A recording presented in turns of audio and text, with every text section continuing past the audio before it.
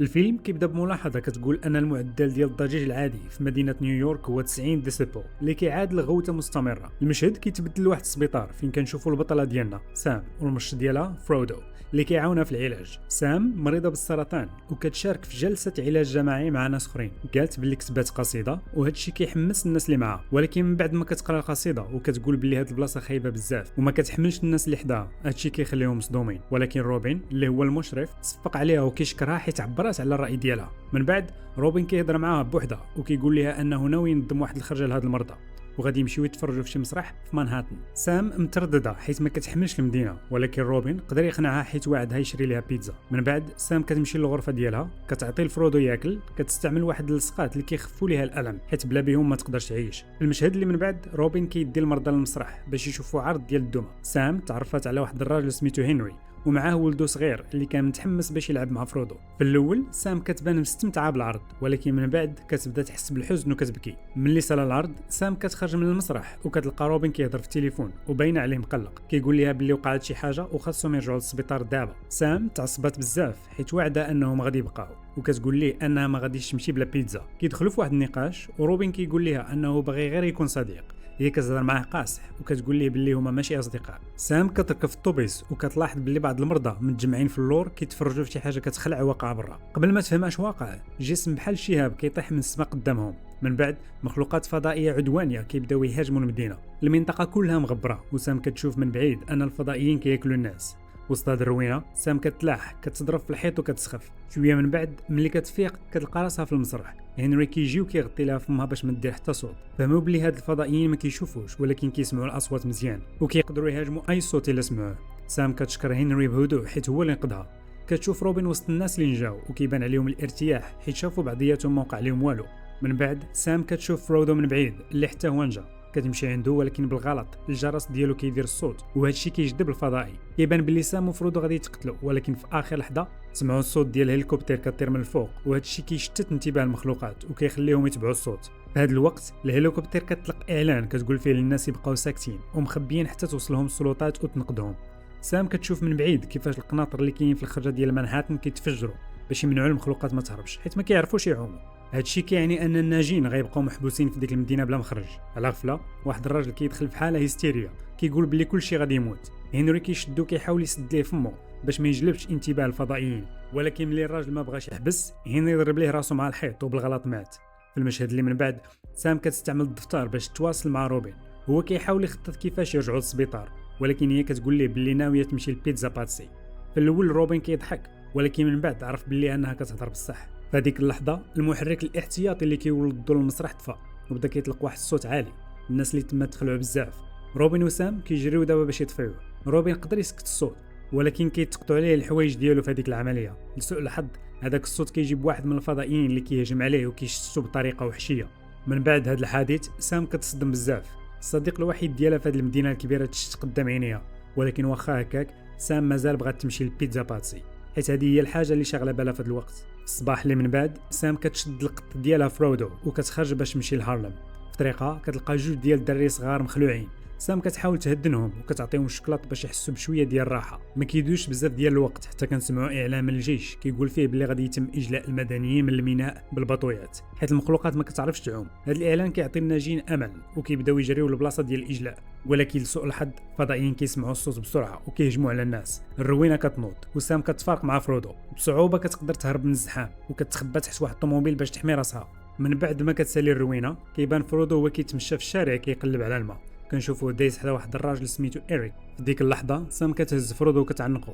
من بعد كتكمل طريقها رغم الخطر اللي كاين. إريك ما بغاش يبقى بوحدو وكيتبعها. شويه من بعد الشتا كتبدا طيح وهذا الشيء كيخليهم يقدروا يهضروا بشويه. سام كتنصح إريك باش يمشي في الاتجاه الاخر فين كاين الباطو، ولكن هو كيعترف بلي خايف بزاف وكيطلب يمشي معها. في المشهد اللي من بعد يوصلوا للبرطمه ديال سام كتطلب من إريك باش يفرع الباب في اللحظه اللي كيضرب فيها الرعد. الخطه كتنجح وكيقدروا يدخلوا. ملي سام كتكون كتقلب على الدوايات ديالها كيبداو يهضروا كيتعرفوا على بعضياتهم.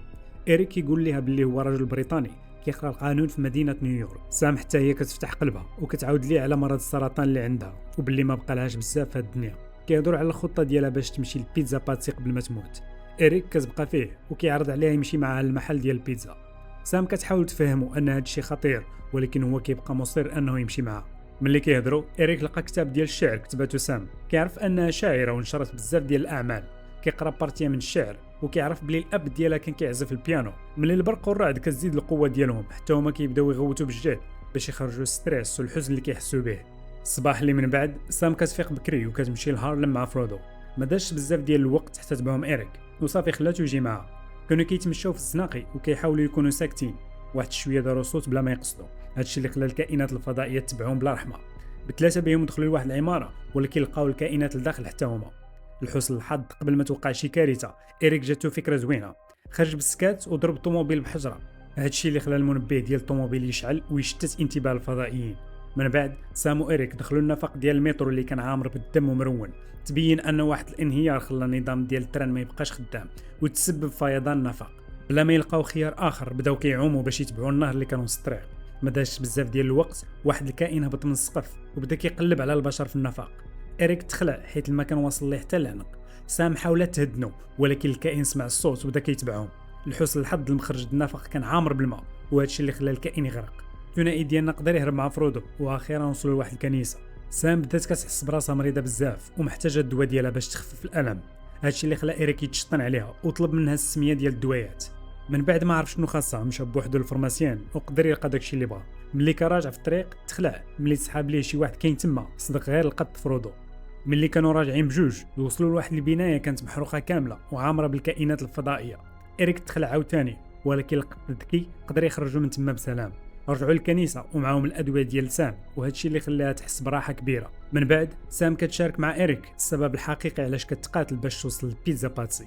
عاودت ليه على باباها اللي كان كيديها الكلوب ديال الجاز فين كان كيلعب البيانو، وملي كيساليو كانوا ديما كيمشيو ياكلوا البيتزا في مطعم باتسي اللي كان قريب من الكلوب.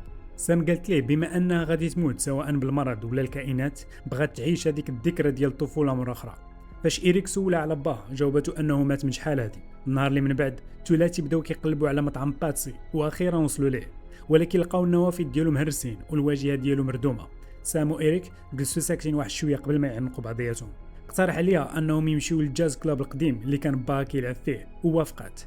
فاش وصلوا إريك طلب منها تسناه ومشى كيقلب على بقايا ديال البيتزا في المطاعم اللي قريبه. قدر يلقى واحد البيتزا وكتب على الباكيجين ديالها باتسي. رجع للجاز كلوب وشارك البيتزا مع سام وهادشي اللي خلاها تكون فرحانه بزاف. ثلاثي كلاو البيتزا وإريك بدا كيشطح ودار ليه واحد الخدعه ديال الكارطه. من بعد هاد اللحظه المؤثره خرجوا يشوفوا النهر فيه واحد الباطو هز مجموعه ديال الناجين وخارج من الميناء. حيت الفضائيين ما كيقدروش يعوموا كانوا كيقلبوا على الناس اللي باقيين في المدينه. سام في هاد اللحظه كتعطي الفيستا الصفراء ديالها لإريك ومعاه فرودو. واضح انها بغات إريك وفرودو يبقاو عايشين. إريك فهم شنو بغات دير وبدا كيبكي بزاف ولكن سام طلبت منه يركز ومشات كتجري وكتضرب في الطوموبيلات باش تجلب انتباه الفضائيين وتخليهم يتبعوها. شويه من بعد إريك جمع راسو وبدا كيجري للميناء ولكن ما ردش البال وضرب واحد الحجره ودار صوت وهذا الشيء اللي جلب الفضائيين ليه. ولكن مباشره قبل ما يشدوه نقص في الماء مع فرودو وتبين ان هنري كان على واحد من هاد البطويات اللي كانوا خارجين شافهم وحبس الباطو باش يطلعوهم. من بعد هاد التجربه الخطيره إريك كيلقى رساله وداع من سام في الفيستا اللي كانت عطاتو. سام كتشكرو حيت خلاها تحس بالحياه والحريه لاول مره من بعد سنوات. كانت ممتنه ليه بزاف على انه وصلها للمكان اللي كان ديما كيخليها تكون فرحانه واللي لقات فيه ذكريات باباها. في المشهد الاخير كنشوفوا سام قدام المطعم المحروق باتسي كتشوف الاخر مره في واحد التصويره ليها مع باباها اللي كان لابس نفس الفيستا الصفراء.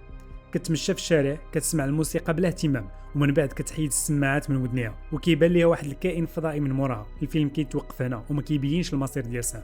شكرا بزاف على المشاهده، ما تنساوش اللايك وقولوا شنو بالكم في هذا الفيلم في لي كومونتير. نشوفوا مره اخرى ان شاء الله.